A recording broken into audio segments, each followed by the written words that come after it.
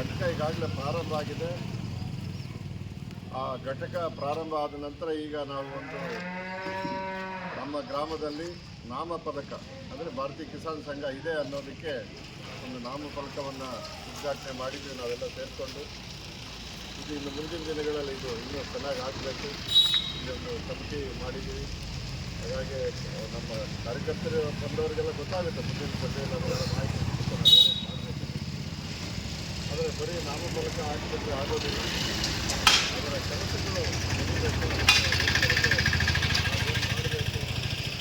ರೈತರ ಸಮಸ್ಯೆಗಳು ಬಂದಾಗ ಅವ್ರು ಎಲ್ಲಿಗೆ ಹೋಗಬೇಕು ಅನ್ನೋದಕ್ಕೆ ನಮ್ಮೂರಲ್ಲಿ ಒಂದು ರೈತರ ಯಾವುದೇ ಸಮಸ್ಯೆ ಬಂದ್ರೂ ಅದಕ್ಕೆ ಪರಿಹಾರ ಇರ್ಬೋದು ಅಥವಾ ಸರಿಯಾದ ಮಾರ್ಗಸೂಚಿ ಕೊಡೋದಕ್ಕಿರ್ಬೋದು, ಅದಕ್ಕೋಸ್ಕರ ಒಂದು ಕಮಿಟಿ ನಾವು ಮಾಡ್ಕೋಬೇಕಾಗಿದೆ.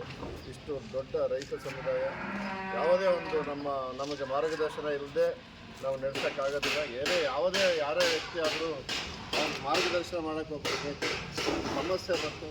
ಸಮಸ್ಯೆ ಬಂದಾಗ ಅದನ್ನು ಎದುರಿಸೋಕ್ಕೂ ನಮ್ಮ ರೈತರಿಗೆ